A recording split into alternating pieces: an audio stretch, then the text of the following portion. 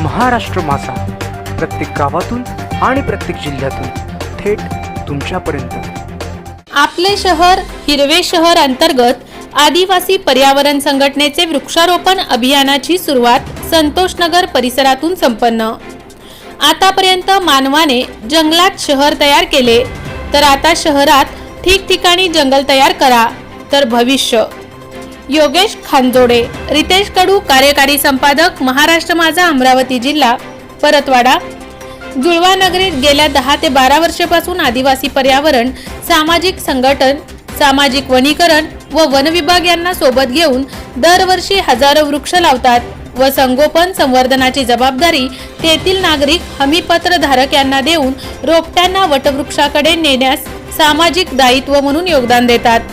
यावर्षी सुद्धा आज रोजीपासून आपले शहर हिरवे शहरच्या अंतर्गत स्थानिक संतोषनगर येथे हमीपत्र धारक डॉक्टर दीपक वर्मा, संजय जोशी, सोनू तिवारी यांच्या पुढाकाराने कडुनिंब, वड, कडू बदाम या प्रजातीच्या रोपट्यांचे रोपण आदिवासी पर्यावरण सामाजिक संघटनकडून करण्यात आले।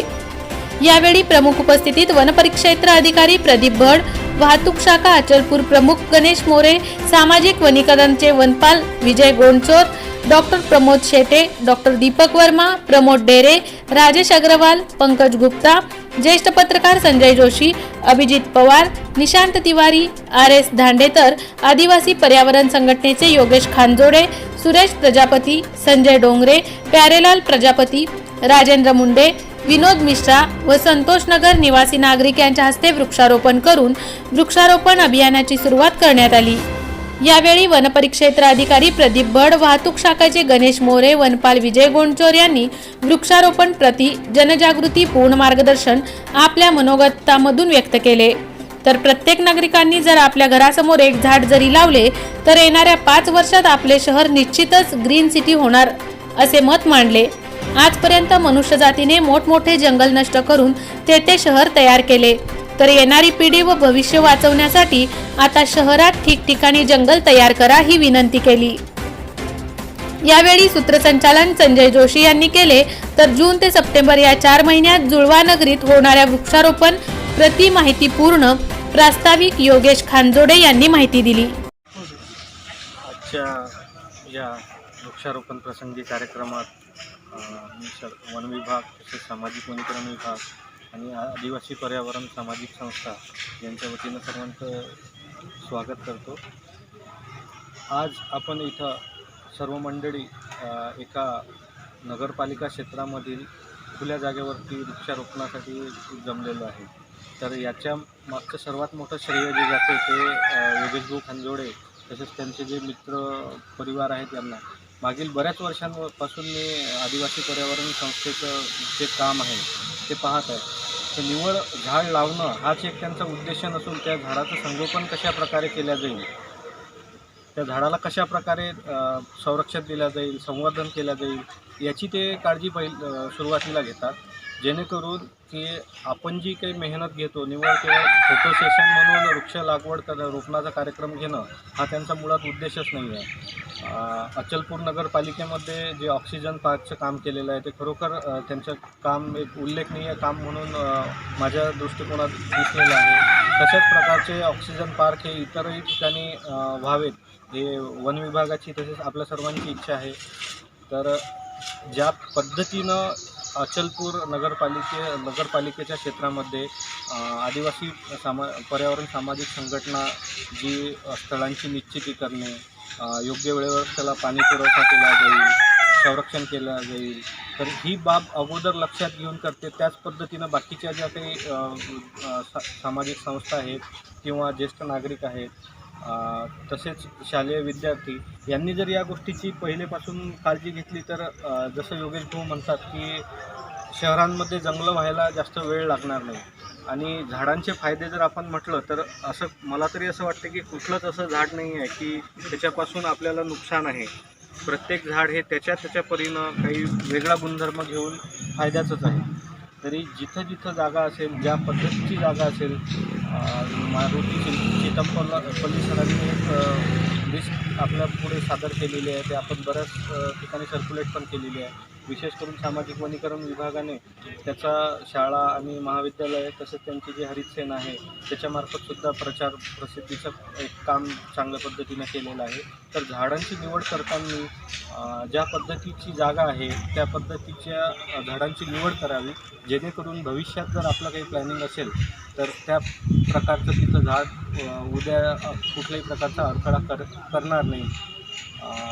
मी या वर्षीच्या आपल्या पूर्ण सजीवसृष्टीला होत असतो.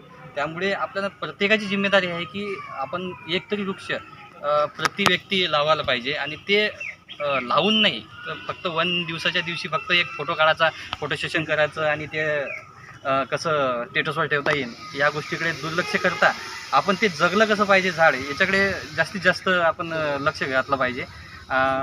योगेश भाऊनं आता म्हणजे एक ऑक्सिजन पार्क बनवला या जुड्या शहरामध्ये. खरोखरच एक चांगली संकल्पना आहे, त्याची चर्चा वारंवार चालत राहते. मी जेव्हा वाहतूक शाखेला याच्या पूर्वीच योगेश भाऊचा माझा परिचय झालेला आहे आणि त्या ऑक्सिजन पार्कचानंच परिचय झालेला आहे. आम्ही एका दुकानामध्ये भेटलो होतो, सहज चर्चा निघता आणि त्या चर्चेतून आमचं भाऊचे माझे विचार जुळले.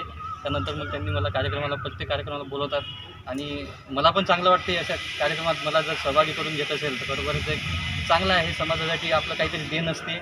आपण सर्व्हिस करत असताना समाजासाठी आपण काहीतरी दिलं पाहिजे.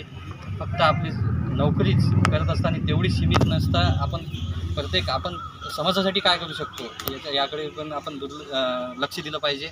आज इथे योगेश भाऊनी आणि त्यांच्या संस्थेने आम्हाला इथे बोलावलं, त्याबद्दल मी सर्वांचं आभार मानतो आणि त्यांच्या या कार्यक्रमाला शुभेच्छा देतो. धन्यवाद सर. त्यांच्यासाठी आम्ही केलेलं आहे, जिथं फेन्सिंग गेलेलं असेल, जे टी गार्डची व्यवस्था करू शकत असेल आणि ज्या ठिकाणी जी पाण्याची मुबलक सुविधा असेल त्याच लोकांना झाडं द्यायची यावर्षी, अन्यथा झाडं द्यायची नाही.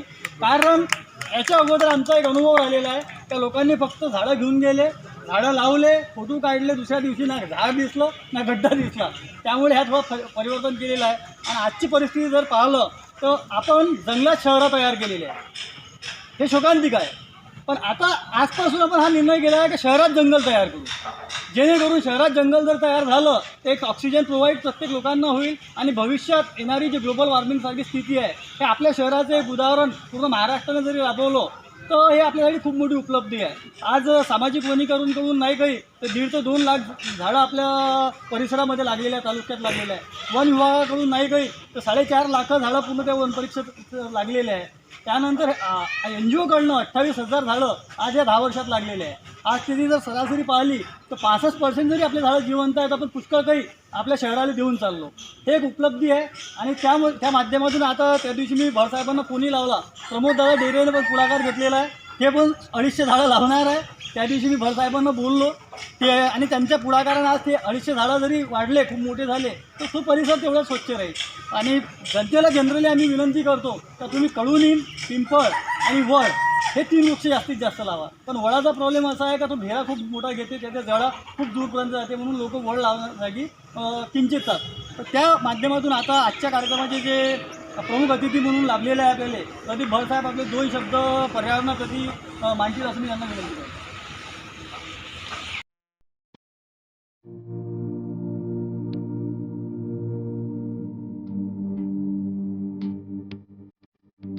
मोठे बेनगाव येथील आयुष्य फार्मा हाऊस, जिथे तुम्ही घेऊ शकता तुमच्या परिवारासह सुट्टीचा आनंद.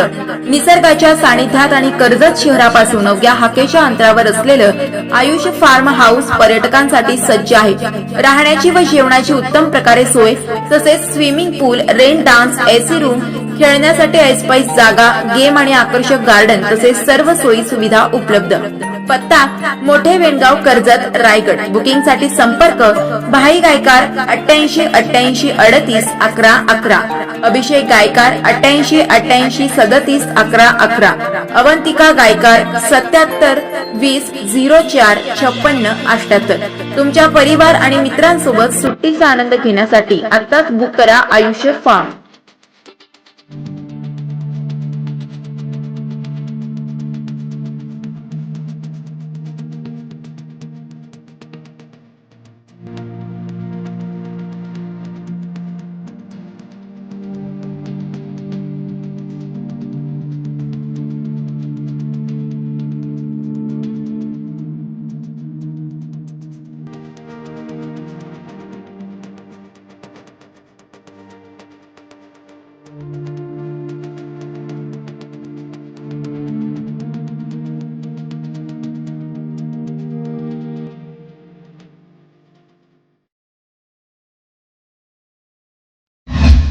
महाराष्ट्र माझाला सबस्क्राईब करा आणि बाजूचा बेल आयकॉन प्रेस करून मिळवा आपल्या परिसरातील ठळक आणि ताज्या घडामोडी.